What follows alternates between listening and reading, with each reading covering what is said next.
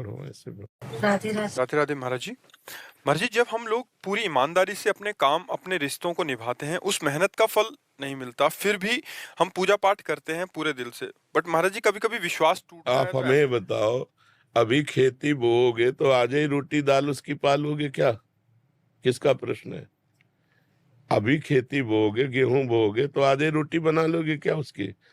कितनी पूजा पाठ करते हो, कितना जप करते हो, कितना ध्यान करते हो, लेकिन पीछे जन्मों के जो किए हुए पाप कर्म है, उनका जो बनकर प्रारब्ध है, उसको कौन भोगेगा?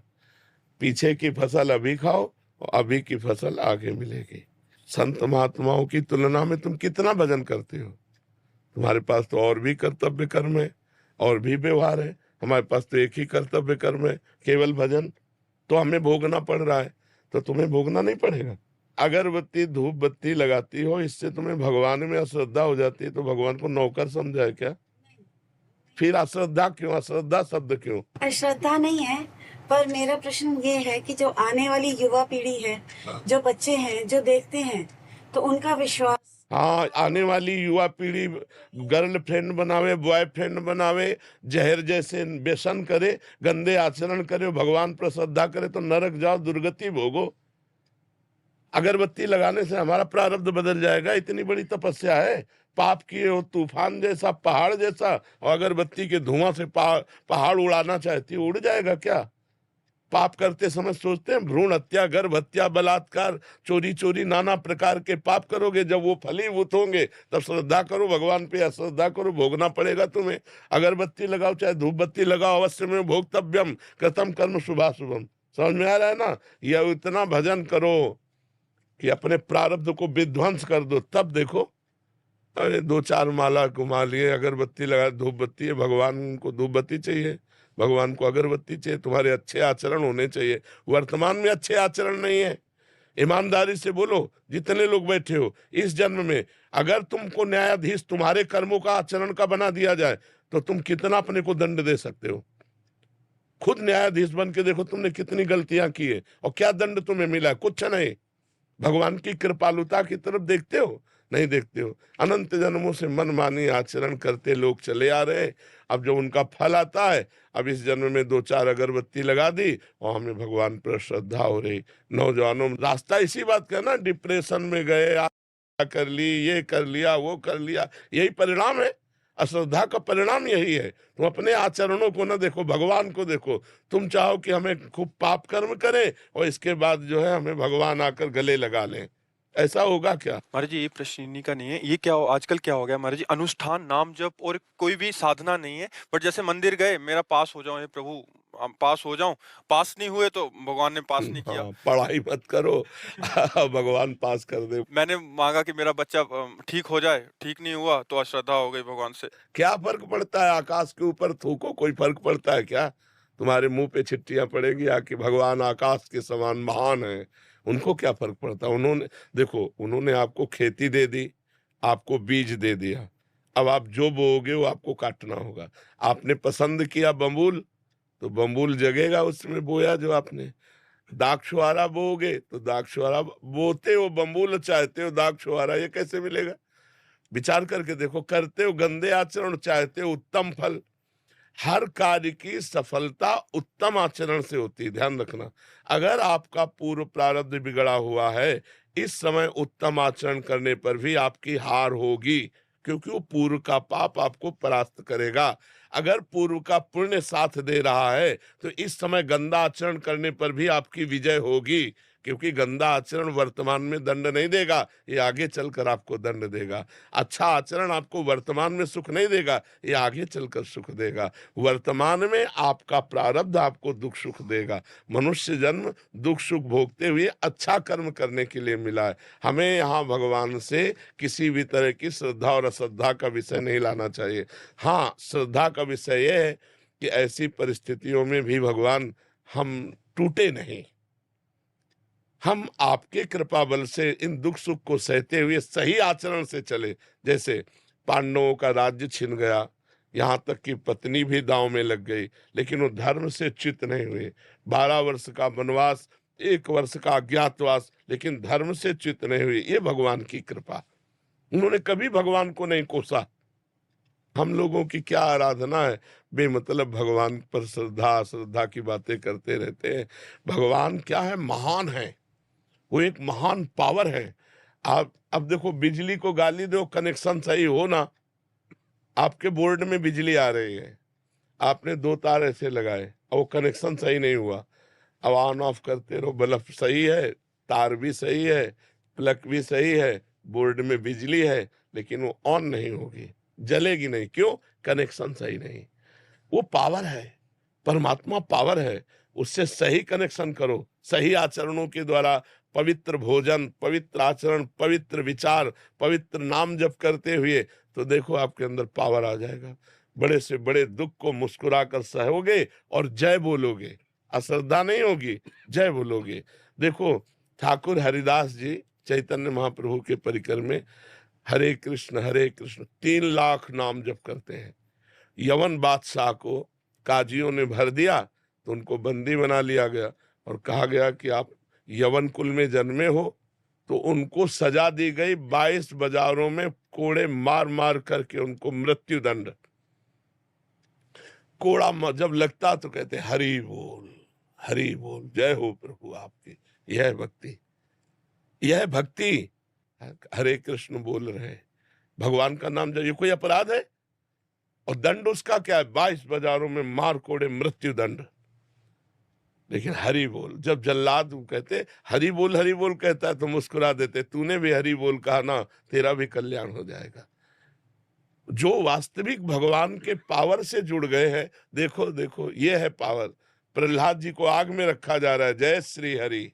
यहाँ हमारी क्या है, हमारी छोटी सी बात नहीं बनी, हमारे कर्म के अनुसार तो हम भगवान पर श्रद्धा कर ले। ये नौजवानों की आज जो बुद्धि बिगड़ रही ना, ये अश्रद्धा के कारण ही तो बिगड़ रही। अगर वो श्रद्धा करके माता पिता के चरण छूते, श्रद्धा करके अध्यात्म को स्वीकार करते, तो ना तो व्यभिचार में जाते, ना व्यसन में जाते, अपनी पढ़ाई को पढ़ते, अपने कर्तव्य को पूरा करते, अच्छे नंबर लाते। भाई, अपने चैप्टर में बुद्धि तभी लगेगी जब हमारी बुद्धि शुद्ध होगी, एकाग्र होगी। अब व्यभिचारी की बुद्धि शुद्ध होगी क्या? अपवित्र बुद्धि। व्यभिचारी की बुद्धि एकाग्र होगी क्या? नहीं, चंचल बुद्धि। व्यभिचारी की बुद्धि व्यसन रहित होगी क्या? नहीं, नशेबाज। तो नशेबाज, व्यभिचारी और चंचल बुद्धि वाला किसी भी चैप्टर को कंठस्थ नहीं कर सकता, किसी भी विषय में सफल नहीं हो सकता। ये लोग कैसी बातें करते हैं, भगवान पर श्रद्धा नहीं, ऐसे नहीं चला जाता। ब्रह्मचर्य से रहो, पवित्र आचरण करो, पवित्र भोजन करो, एकाग्रता पूर्वक पढ़ाई पढ़ो, हर विषय में पास हो जाओगे, हर विषय में पास हो जाओगे। तुम्हारे ग्रंथ तो इतने, हमारे ग्रंथ तो इतने मोटे मोटे हैं, और सूक्ष्म विषय है, तुम्हारा तो स्थूल विषय है। यही राष्ट्र का विषय होगा, विश्व का विषय होगा, हमारा विश्वात्मा का विषय है, विश्व से अलग विषय है। ये विश्व में जो दिखाई दे रहा उससे अलग विषय है, हमारा सूक्ष्म विषय है, उसको पढ़ना है। अब ब्रह्मचर्य नहीं रहोगे तो बुद्धि शुद्ध नहीं रहेगी, आहार गलत करोगे बुद्धि से। अब आजकल के नए नए बच्चे वो क्या कहते हैं, वो जो सेमई जैसा होता है, हाँ, लूडन, ये हार रह गए हैं, नहीं रह गए। 1 किलो मठा और 4 रोटी और उसमें हरी धनिया का नमक मिला खाओ, दंड बैठक मारे तो समझ में आवे नहीं। अब इतनी सी चाय पी लिए और ये चाउमीन खा करके गुजारा कर रहे और अपने को स्वस्थ रखना चाहते हो। अरे नहीं, 100-200 ग्राम घी जाए, पचे शरीर में, 1-2 लीटर शुद्ध दूध जाए, दंड बैठक मारो, 2-4 किलोमीटर दौड़ो, पवित्र आचरण करो। अभी देखो नौजवानों की बुद्धि तेज सब बढ़ जाए। अब इधर उधर का गंदा भोजन पाओगे, दूसरे का मांस खाने से चर्बी बढ़ सकती है, आत्मबल नहीं। पवित्र आहार करोगे तो माना तुम्हारी चर्बी नहीं रहेगी, लेकिन आत्मबल बढ़ेगा, तुम्हारी बुद्धि बढ़ेगी, तुम प्रखर बुद्धिमान होगे। इसलिए दोष भगवान को न दो, अपने को सुधारना है, उनसे कृपा मनाओ कि हमारी बुद्धि शुद्ध हो जाए और आप में कभी अश्रद्धा न हो। कितने करुणा में भगवान है, क्या बिगाड़ा है आपको? आप विचार करके देखो, आपका शरीर भगवान ने आपको दिया, बुद्धि भगवान ने दी, सब कुछ भगवान ने दिया, आपसे लिया क्या? फिर अश्रद्धा किस बात की? तुम्हारी क्या है?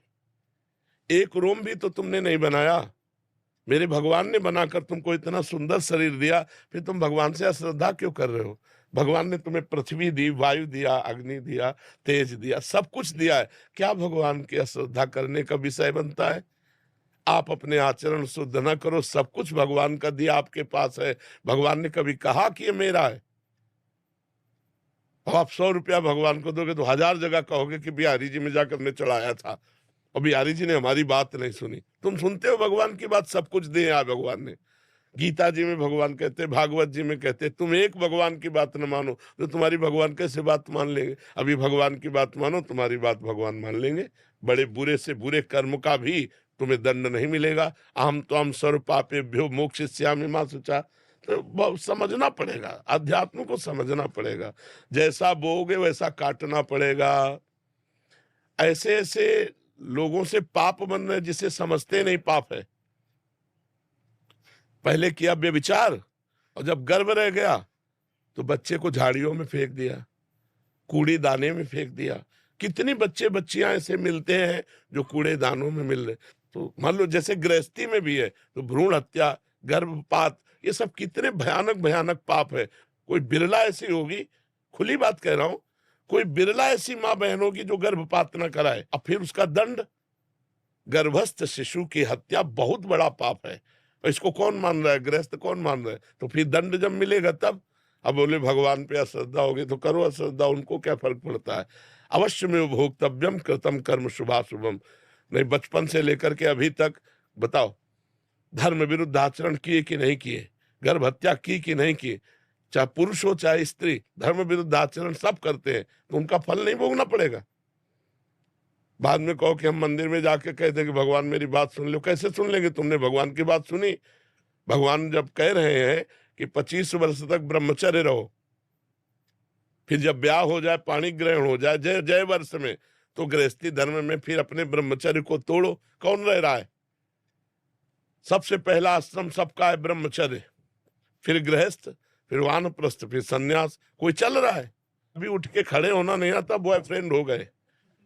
हाँ, उठ के खड़े होना नहीं आता, बॉयफ्रेंड हो गए, गर्लफ्रेंड हो गए। अब ये बच्चे बर्बाद हो जाएंगे कि नहीं हो जाएंगे? जिनका उद्देश्य ही अभी पक्का नहीं बन पाया, पढ़ाई लिखाई में जहां माइंड लगना चाहिए वहां गंदी बातों में माइंड लग गया। अब कैसे? अब इसके बाद कहो हे भगवान, हे दुर्गा देवी, हे भैरव बाबा। तो फिर अब इसमें कोई सुनने वाला नहीं। तुमने सुना नहीं तो फिर वो तुम्हारी नहीं सुनेंगे। 1 किलो लड्डू भी चढ़ाएंगे, वो भी गए। तो अनंत ब्रह्मांडों को भगवान भोजन दे रहे हैं, पशु पक्षी सबको भगवान दे रहे हैं। यार तुम उनको किलो 2 किलो लड्डू से फुसलाना चाहते हो?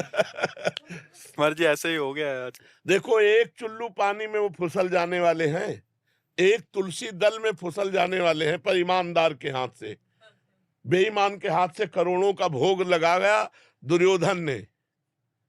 महल में करोड़ों की भोग की व्यवस्था अरबों की थी, भगवान देखा भी नहीं। और विदुरानी के हाथ के केले के छिलके पाए जाके तुरंत, घंटा 2 घंटा नहीं, वहां से हटने के बाद सीधे विदुरानी के घर गए। दुर्योधन से कहा मुझे भूख नहीं है, और वहां जाके कहा भूख लगी लाओ। और वो ऐसी प्रेम में बावरी कि गूदा फेंक रही, छिलका दे रही, महाराज छिलका खा रहे, वाह वाह। देखो, ये अखिल कोटि ब्रह्मांडों का मालिक है, अरबों का भोग व्यवस्था किए दुर्योधन, भगवान ने देखा भी नहीं। और विदुरानी के हाथ के छिलके पा रहे हैं। कैसे? वो तो चुल्लू भर जल में रीझ जाने, पत्रम पुष्पम फलम तोयम ये में भक्ता प्रेक्षति। भगवान को यार वैभव चाहिए, सारा वैभव तो उन्हीं का है। सोने की खान, चांदी की खान, सब पृथ्वी में उन्हीं का है। उनको 100-200 ग्राम सोना या 100-200 ग्राम लड्डू पेड़ा इससे रिझाया जा सकता है क्या?